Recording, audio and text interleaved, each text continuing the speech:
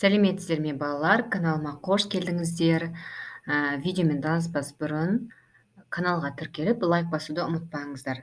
Біздің бүгінгі өтетін тақырыбымыз суретте көріп тұрғандарыңыздай, біліп тұрған шығарсыздар қандай тақырып өтетінімізді. Ұйқының организмнің тіршілік әрекетін қайта қалпына келтіруі және демалыс үшін маңызы деген тақырыпты өтеміз.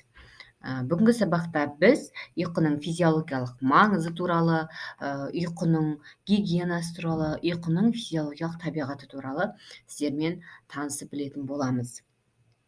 Адам өз өмірінің 1/3 бөлігін ұйқымен өткізеді. Адам мен жануарлар үшін ұйқыдан толықтай айырылу аштыққа қарағанда ауыр және тез арада өлімге соқтыруы мүмкін. Қалыпты ұйқыда дене қозғалыссыз, көздер жұмулы болатын, сыртқы әлеммен байланысатын болмайтындығын біз бәріміз білеміз. Жалпы ұйқы кезінде зат алмасу баяулайды, жүректің жиырылу жиілігі азаяды, тыныс алу үстіртін және сирек болады. Дене температурасы төмендейді. Ұйқы кезінде организмнің барлық бөліктерінде, мүшелер жүйелерінде маңызды тіршілік ететін процестердің белсенділігі кемиді. Ұйқыға деген қажеттілік адам организмінің жасына және жеке ерекшеліктеріне байланысты болады. Бала туылғаннан бастап 2 жастан 4 жасқа дейін шамамен 16 сағат ұйықтайды. Оны сіздер білесіздер, иә? 12-16 жастағы оқушылар 9 сағат ұйықтайды, ал ересектер тәулігіне 7-8 сағат ұйықтайды. Осы жердегі берген ақпараттардың барлығын дәптерлеріңізге жазып, конспектлеп алыңыздар, өйткені бұның барлығы сіздерге ұбт-да келеді. Әрі қарай енді ұйқының физиологиялық маңызына келетін болсақ, жалпы ұйқыдағы адам миының электрлік әрекеттерін зерттеу туралы қазіргі заманғы деректер ұйқы кезінде адамда мидың белсенділігі белгілі бір кезеңдегі күндізгі сергек жағдайға қарағанда жоғары болуы мүмкіндік екендігін көрсеткен. Ми қыртысында баяу және ірі электр толқындары пайда болатын баяу ұйқы кезеңін ажыратады. Бұл құбылыс терең ұйқы жағдайына тән. Екінші кезеңді біз тез ұйқы дейміз. Бұл кезеңде қандай адамда ерекшеліктер пайда болады екен? Қараңыздар, көздердің қозғалысы байқалады екен, қан қысымы жоғарылайды адамда, және де тамырдың соғуы, тыныс алуы жиілейді, зат алмасуы күшейеді. Яғни бұл тез ұйқы дегеніміз мидың биоэлектрлік белсенділігі қисықсыздығында өте ұсақ және жылдам толқындар пайда болуына байланысты болып келеді. Және де осы тез ұйқы кезінде бұдан басқа, яғни сергек адамның күйін еске түсіреді дейді, мына жердегі мысалдарға келетін болсақ. Және де бұл тез ұйқы кезінде адам ұйықтайды, бірақ оның миы жаңағы жұмыс істеп жатқан сияқты сергек сияқты болып көрініп тұрады екен. Міне басында осындай ерекшеліктер болады екен. Енді одан басқа баяу және тез ұйқы кезеңдері бұлар үнемі бір-бірін тұрақты түрде ауыстырып отырады. Не баяу, не тез ұйқы ғана жүрмейді, екеуі кезек-кезек жүреді. Ал адам ұйқысының шамамен 1/4 бөлігін тез ұйқыда өткізеді. Ал 1/4 бөлігі дегеніміз ол кем дегенде 1,5-2 сағат уақытты құрайды екен. Енді адамдар осы тез ұйқының маңызын түсіну үшін мынадай тәжірибелер жасаған екен. Тыңдап алайық, иә, сіздерге қажет болуы мүмкін.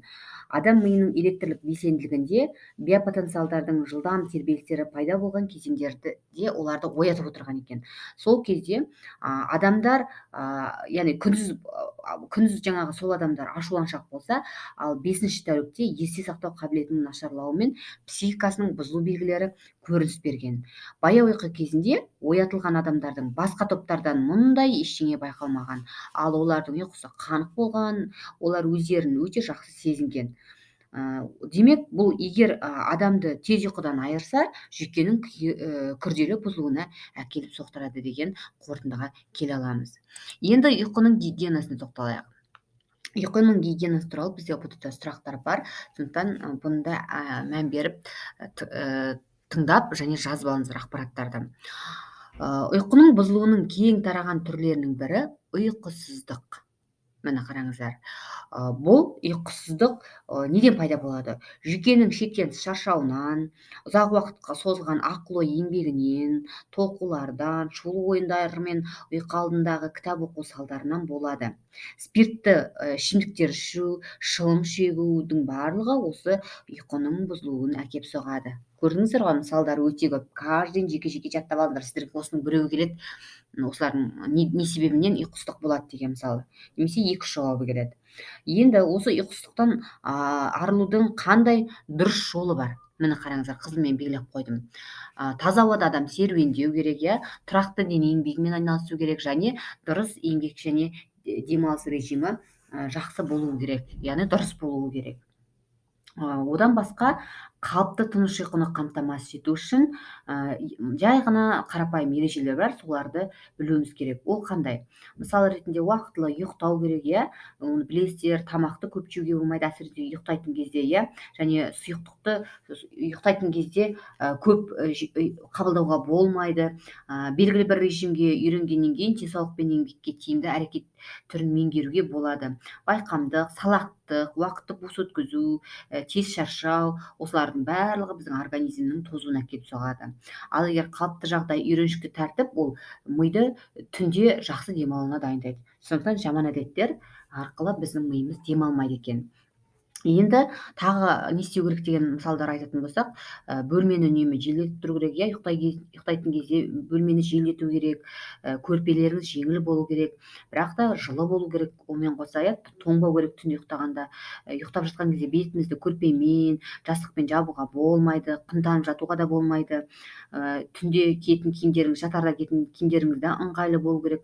Кейбір адамдар жастықты биік қылдырып алады, ол жастықта биік болмау керек. Осындай жай ғана қарапайым ережелердің барлығы сендердің дұрыс, жақсы тез ұйықтауларыңа, терең ұйықтауларыңа көптен көп көмектеседі. Бұл басты ерекшеліктері. Енді келесі біздің айтатынымыз бұл түс көрушілік туралы. Енді қараңыздаршы, барлықтарыңыз түс көретін шығарсыздар, иә, балалар. Кейбір түс көрмейтін де балалар болуы мүмкін, түс көріп, бірақ оны ұмытып қалатын да балалар болуы мүмкін. Енді осы туралы сіздерге кішкене ақпарат бере кетейін. Жалпы түс көру дегеніміз не? Бұл тез ұйқы фазасындағы мидың қалыпты жұмысы. Жаңа тез ұйқы туралы біз сіздерге алдында айтып кеттік. Егер адамның осы тез ұйқы кезеңінің соңында оятса, ол түсінде не көргенін міндетті түрде айтып береді. Значит, сіздер естеріңізде қалады, значит, сіздер тез ұйқы кезінде көрдіңіздер бұл түсті. Ал егер біз түсімізде күндізгі өміріміздегі кездескен оқиғалардың адам сенбейтін үйлесуін көреміз.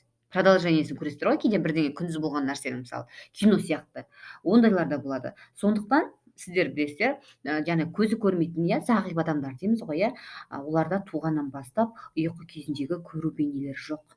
Яғни оларда кәдімгі түс көру болмайды. Өйткені ол кісілер күндіз көрмейді ғой көздері. Сондықтан ол кісілерде болмайды. Ал түс көру дегеніміз не дейтін болсақ, ол бұрын бастан өткен оқиғаларға негізделетін, әртүрлі, кейде түсініксіз немесе фантастикалық байланысқа түсетін күрделі психикалық құбылыстарды біз түс көру деп атаймыз. Бұны да жазып жаттап алыңыздар. Бұл, яғни сергектік жағдайдағы мидың жұмысынан күрт ерекшеленетін ұйқы кезіндегі ми іс-әрекетінің ерекшеліктерімен түсіндіріледі. Және де тағы да бір мысалдар айта кетейік. Мысалы, сіздер Менделеевті білесіздер ғой, химия пәнінен. Бұл кісі, яғни түс көру кезінде өзінің жаңағы элементтерінің периодтық жүйесін толық құрастырған, ұйықтап жатып. Оны білесіздер.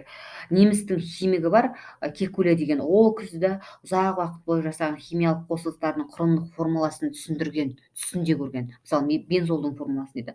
Бұның барлығы жайдан жай ақпараттар емес. Енді кейбір адамдар түске сеніп жатады, иә, кейде түс күннің боғы деп те айтып жатамыз, мысалы. Яғни түске сену, түсте аян беру деген, енді бұл негізі бұрыннан бері бар дүние. Түс жору, оны алдын ала болжау дегеннің барлығы бар дүние. Ол өткен ғасырлардан бері келе жатқан құбылыстар деп айтсақ та болады.